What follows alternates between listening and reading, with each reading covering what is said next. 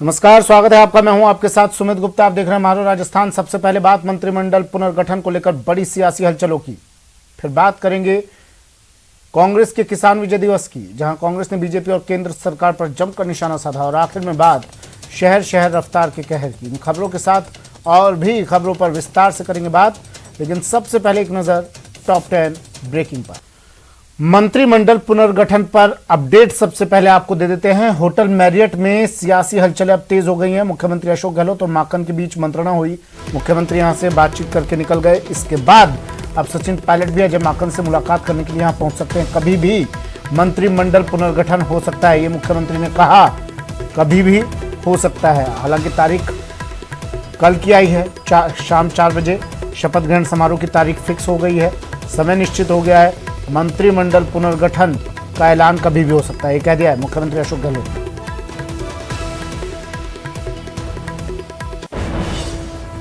जल्दी होगा, बहुत जल्दी होगा, बहुत जल्दी।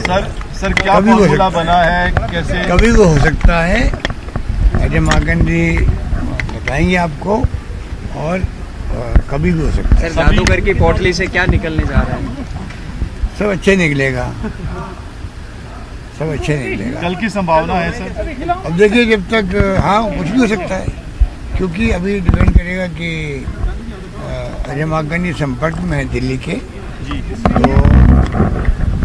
जैसे ही उनके संपर्क में डिस्कशन हो जाएगा, बाद में वो डिक्लेयर कर देंगे। अभी तो शाम को मीटिंग है कैबिनेट की। और पीसीसी चीफ गोविंद सिंह डोटासरा ने भी संकेत दिए। कहा कल शाम 4 बजे मंत्रिमंडल शपथ ग्रहण होगा। शपथ ग्रहण से पहले पीसीसी में बुलाया जाएगा शपथ लेने वाले सभी विधायकों को। शपथ ग्रहण से पहले पीसीसी में उनका सम्मान होगा।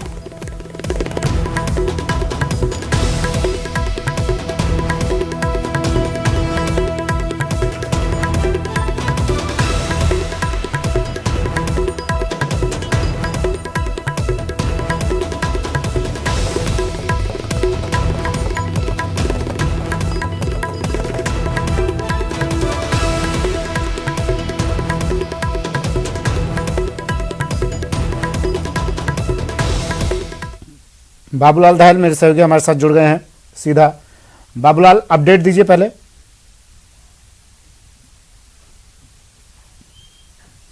जी देखिए, जो विधायक हैं बेसब्री से फोन का इंतजार कर रहे हैं। मेरे साथ में गोविंद मेघवाल है, पहले संसदीय सचिव थे 2003 से 8 की वसुंधरा सरकार में, उसके बाद में कांग्रेस पार्टी में आ गए थे। लंबा संघर्ष इन्होंने किया है और दलित कोटे से इनको बड़ा पोर्टफोलियो मिल सकता है। बेसब्री से इंतजार है इनको फोन का कि सीएम जरूर वो अपनी कैबिनेट में शामिल करेंगे।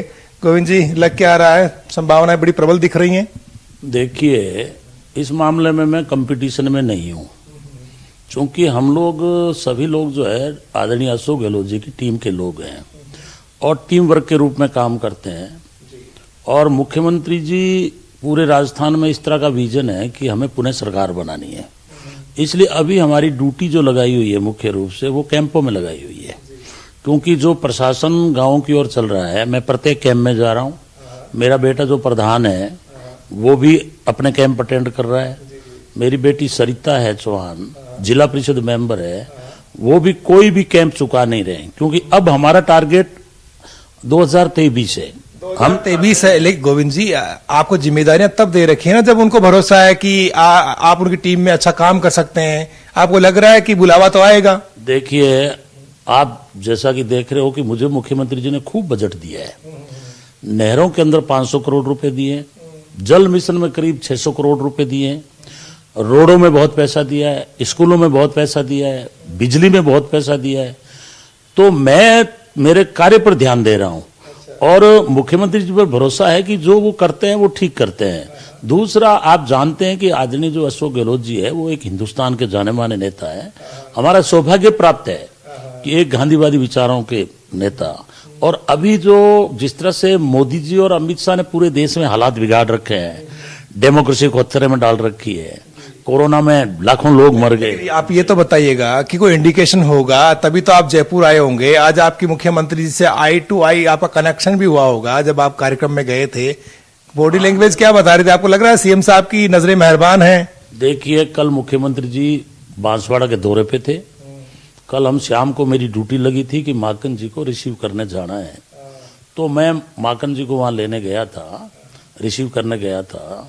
उस वक्त सीएम साहब और डोटासरा साहब दोनों अचानक वहाँ बांसवाड़ा से आए, वो भी वहीं हमें एयरपोर्ट पे मिले थे। वैसे सीएम साहब का जो मिलना जुलना है साधारण थे, वो सबसे ही हमें बच्चों की तरह लाड प्यार से रखते हैं। अच्छा, उनको पढ़ पाना हर आदमी के बस का रोग नहीं है।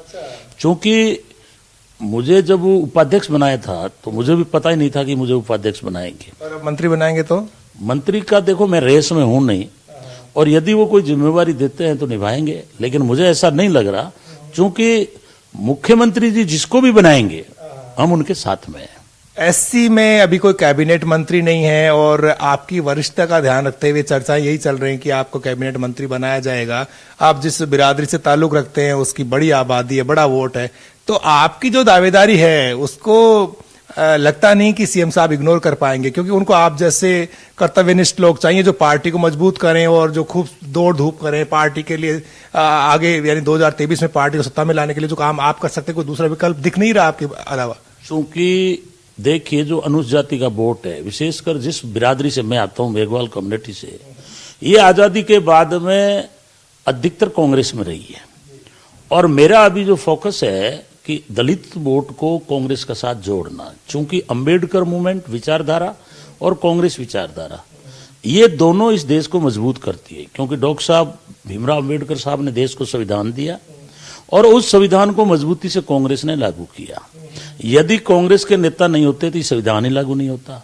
आप देख रहे हो कि मोदी जी और अमित शाह ने इस देश को ही, इस संविधान को ही कमजोर करना, इसलिए कांग्रेस पार्टी की मजबूरी भी है कि वो आप जैसे नेता को इग्नोर नहीं कर सकती, क्योंकि उनको लाना पड़ेगा आप जैसे लोगों को। इसलिए आपको लगता है उम्मीद तो पूरी है। देखिए जो कांग्रेस पार्टी है ये अच्छा सोच रखती है, मेरे जैसे व्यक्ति की इन्होंने पहचान करके और टिकट दिया।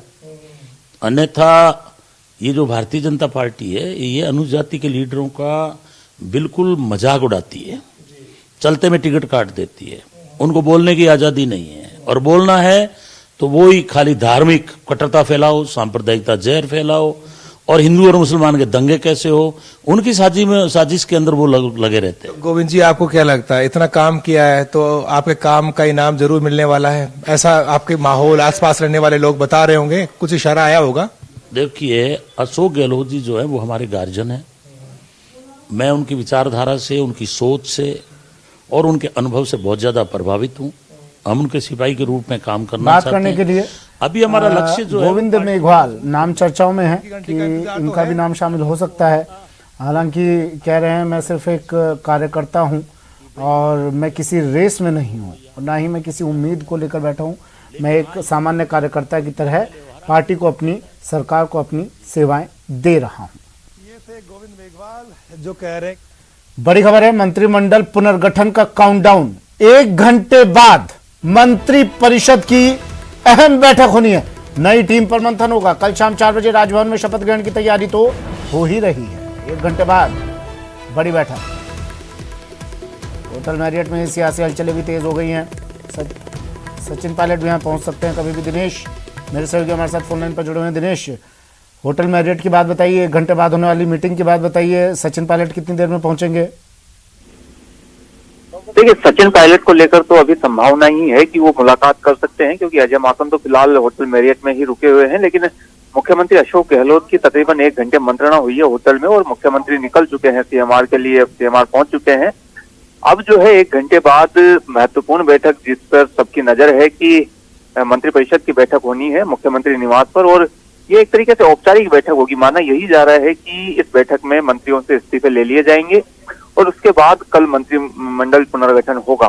पीसीसी चीफ गोविंद सिंह डोटासरा ने भी इस तरह के संकेत दिए हैं कि कल शाम 4 बजे ही मंत्रिमंडल जो नया बनने वाला है उसका शपथ ग्रहण होगा, और उससे पहले जो भी विधायक मंत्री पद की शपथ लेंगे उन्हें पीसीसी में बुलाया जाएगा। सभी शपथ लेने वाले मंत्री पद की जो शपथ लेंगे विधायक, उन सभी का पीसीसी में तिलक लगाकर स्वागत किया जाएगा। तो ये तय हो चुका है कि कल मंत्रिमंडल पुनर्गठन होने वाला है। आज शाम 5 बजे की जो बैठक है वो बहुत महत्वपूर्ण है। इस्तीफे इसमें लिए जा सकते हैं और यह माना जा रहा है कि इस्तीफे जब हो जाएंगे उसके बाद प्रदेश प्रभारी अजय माकन की ओर से फोन जाएंगे विधायकों को कि जो भी मंत्री पद की शपथ लेंगे उन विधायकों को एक एक कर फोन किए जाएंगे। तो आज देर रात तक जो है वो जो भी मंत्री पद की शपथ लेने वाले विधायक हैं उनके पास फोन पहुंच सकते हैं, क्योंकि कई दूर दराज से भी विधायक पहुंचेंगे यहाँ पे जयपुर, तो उन्हें आने में भी वक्त लगता है। तो आज रात ही जो है फोन पहुंच जाएंगे सभी विधायकों के पास जो भी मंत्री पद की शपथ लेंगे। चलिए, शुक्रिया दिनेश तमाम जानकारी के लिए।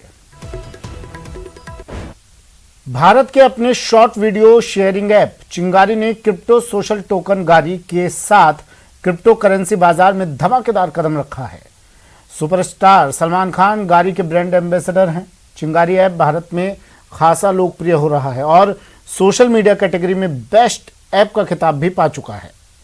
चिंगारी ऐप न सिर्फ कंटेंट क्रिएटर्स बल्कि व्यूअर्स, एडवर्टाइजर्स और डेवलपर्स सबकी कामयाबी की कुंजी है। गारी का इस्तेमाल भविष्य की इन ऐप करेंसी के साथ साथ गवर्नेंस टोकन के तौर पर भी हो सकता है। आइए जानते हैं सौरभ से, जो एक इन्फ्लुएंसर हैं।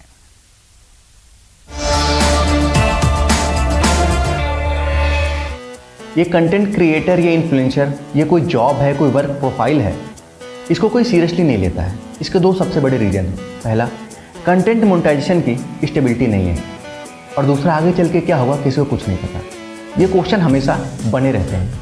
अब गारी टोकन की वजह से क्रिएटर्स को कंटेंट मोनेटाइजेशन की स्टेबिलिटी मिल रही है और सारे क्रिएटर्स को सब्सटेंशियल अमाउंट कमाने का गारी टोकन की वजह से मौका मिल रहा है। तो लोकल मार्केट में जो ट्रेंड चल रहा है उसको छोड़ के अब क्रिएटर कुछ सीरियस, कुछ अच्छे कंटेंट क्रिएट कर सकता है और आगे चल के इसमें उसका फ्यूचर है, ये अब देख सकते हैं। ब्रेक के बाद स्वागत है आपका और बड़ी खबर है अलवर से, जहां एक युवती से रेप की सनसनीखेज वारदात को अंजाम दिया गया। रेप के बाद उसका वीडियो भी वायरल कर दिया। पुलिस ने मामला अब तक दर्ज नहीं किया। पीड़िता ने कोर्ट में मामला दर्ज कराया। आरोपी ने पीड़िता की आंख तक तोड़ डाली। पीड़िता गंभीर हालत में जयपुर रेफर किया गया। एसपी तेजस्विनी गौतम ने रिपोर्ट दर्ज नहीं करने के मामले में जांच के आदेश दिए हैं। तो राजस्थान पुलिस का एक और कारनामा देख लीजिए। राजस्थान पुलिस की एक और कारस्तानी देख लीजिए। अलवर पुलिस जो बार बार सुर्खियों में रही है, एक बार फिर से इसने अपनी कारगुजारियां दिखा दी है। एक बार फिर से खाकी पर दाग लगा है।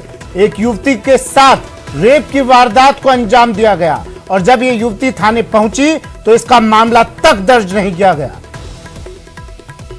रात को 12:15 बजे की बात थी और लड़की सो रही थी और रात को बल्ब उतार दिए और बल्ब उतार के भीतर का बल्ब जोड़ा और भीतर का बल्ब जोड़ के और उसके लड़की के छुरी मारी। कहाँ पे लगी उनको? उसके यहाँ चोट लगी, आँख पे।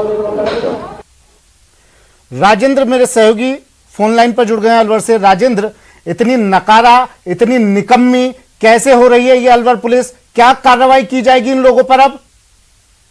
जी, अलवर पुलिस की कार्यशैली हमेशा सवालों के घेरे में रही है। थानागाजी गैंगरेप से लेकर के दर्जनों ऐसे मामले सामने आए हैं जहां पर अलवर पुलिस की कार्यशैली हमेशा विवादों में रही है। इसी तरीके का ये मामला नौगावा थाना इलाके में सामने आया है, जहां एक दलित युवती को दुष्कर्म का मुकदमा थाने में नहीं दर्ज किया गया। वो उसके द्वारा थाने में जाकर के शिकायत दर्ज कराई तो वहां उसकी रिपोर्ट दर्ज नहीं की गई। उसके बाद उसने आरोप लगाया कि उसके द्वारा एक डाक से जो लिखित शिकायत थी वो एसएचओ का नाम क्या है? एसएचओ बच्चू सिंह है नौगावा थाने पे, और उनके द्वारा इस पूरे मामले में कार्रवाई नहीं की गई। और बात किया आपने बच्चू सिंह से? जी, बच्चू सिंह से बात हुई। उनका कहना है कि पीड़िता उनके यहाँ थाने पर नहीं आई और उसने सीधे कोर्ट में जाकर के जो 156(3) में जो इस्तिगासा है वो दिया है, उसके आधार पर कार्रवाई की। तो उनसे सवाल किया गया कि 10 तारीख को FIR के लिए आई हुई थी तो 10 दिन तक आरोपी को क्यों गिरफ्तार नहीं किया गया। तो उसके बाद उनके द्वारा इस पूरे मामले पर कहा गया कि वो इस पूरे मामले की तहकीकात कर रहे थे और आज 164 के बयान होने थे। तो आखिरकार पुलिस क्यों आरोपी को बचाने में जुड़ी रही, और अगर पुलिस आरोपी को पकड़ लेती तो कहीं न कहीं आज पीड़िता साहिबा का डंडा चला गया इस SHO पर? जी, अभी वो भी इंतजार कर रही है। जी, अभी तक एसपी का कहना है कि उनके द्वारा एएसपी से जांच कराई है और पीड़िता थाने पर नहीं गई है। तो कहीं न कहीं एसपी है वो इस पूरे मामले पर एसएचओ को बचाने में लगी हुई है। पुलिस की जो पूरी टीम है वो एसएचओ को बचाने में जुटी हुई है। अभी तक कार्रवाई के नाम पर पुलिस के खिलाफ कोई एक्शन नहीं लिया गया है, न एसएचओ को खिलाफ लिया गया है। जबकि इस पूरे मामले में जो लापरवाही बरती गई है, एक दलित युवती के साथ इस तरीके से उसका वीडियो वायरल किया गया और उसके बाद उसकी घर में घुस करके आंख फोड़ना, ये कहीं न कहीं इतनी घिनौनी कृत्य है। उसके मामले में पूरी पुलिस की जो कार्यशैली है वो सवालों के घेरे में। आखिरकार क्यों नहीं राज्य सरकार इस पूरे मामले पर अलवर पुलिस पर अधिकारियों पर दाज गिरे? कोई ऐसा मामला होना चाहिए जैसे थानागाजी गैंगरेप के मामले में एसपी को भी हटाया गया था और उसके अलावा थाने से लेकर के ऊपर तक के पूरे स्टाफ को हटाया गया था। राज्य सरकार अभी मंत्रिमंडल विस्तार में व्यस्त है। राजेंद्र, ये बताइए इस पीड़िता की हालत कैसी है अभी, और क्या आरोपी गिरफ्त में आया? पीड़िता की हालत गंभीर है, उसे जयपुर रेफर कर दिया गया है। उसके आंख में गंभीर घाव है, उसकी रोशनी, जहाँ स्थानीय डॉक्टरों से बात हुई है कि उनका कहना है कि इस का ऑपरेशन होगा अगर 1-2% चांस हो इसकी रोशनी वापस लौटे, अन्यथा इस बच्चे की आंख जो है वो कहीं न कहीं उसकी रोशनी जाने की पूरी आशंका जताई है डॉक्टरों ने। तो इस पूरे मामले में पुलिस के जो अधिकारी हैं, सरकार मंत्रिमंडल में लगी हुई है, लेकिन क्यों जब तक मंत्रिमंडल का आरोपी गिरफ्त में आया या नहीं? जी, अभी तक आरोपी को गिरफ्तार नहीं किया जा सका है। ठीक है, शुक्रिया राजेंद्र तमाम जानकारी के लिए। युवती से रेप किया जाता है, उसकी आंख फोड़ दी जाती है। जब युवती थाने पहुंचती है, मामला दर्ज नहीं किया जाता है। एसपी साहिबा अब एसएचओ को बचाने की कोशिश कर रही हैं। सरकार व्यस्त है मंत्रिमंडल विस्तार में। कोई भी इस युवती का धनी धोरी नहीं है। धनी धोरी समझते ना आप, रखवाला कोई नहीं है। ये युवती इसके बाद खुद गई कोर्ट की शरण में गई, वहां जाकर मामला दर्ज करवाया। ये हालात है कानून व्यवस्था के अलवर में।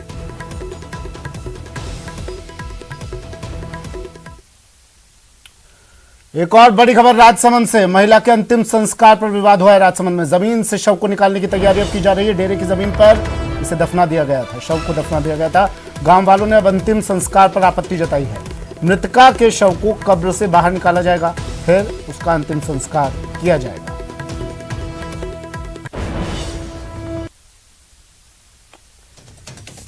तो विवाद हुआ है महिला के अंतिम संस्कार पर। यह विवाद, अब शव को कब्र से निकाला जाएगा। राजसमंद की यह खबर है। महिला के अंतिम संस्कार पर विवाद हुआ है। जमीन से शव को निकालने की अब तैयारी की जा रही है। डेरे की जमीन पर शव को दफना दिया गया था और गांव वालों ने इसके बाद अंतिम संस्कार पर आपत्ति जताई। अब शव को कब्र से निकाला जाएगा, फिर अंतिम संस्कार किया जाएगा। जोधपुर में बाल विवाह के खिलाफ बड़ा मामला सामने आया है, जहां एक नाबालिग लड़की ने खुद ही चाइल्ड हेल्पलाइन पर फोन कर परिजनों के खिलाफ जबरन बाल विवाह कराने की सूचना दी, जिसके बाद जिला कल्याण समिति ने बालिका के घर पहुंचकर उसे आजाद करवाया। मामले की जानकारी मिलने पर जिला बाल कल्याण समिति अपनी टीम के साथ नाबालिग के पास उसके घर पहुंची। उससे बात करने के बाद उसे परिजनों से मुक्त कर पुलिस संरक्षण में बनार थाने लाया गया। छात्रा के मुताबिक नाबालिग होने के बाद भी परिजन उसकी इच्छा के विपरीत उसकी शादी करना चाहते हैं। नाबालिग ने अपने विवाह की सूचना चाइल्ड हेल्पलाइन के टोल फ्री नंबर पर दी थी।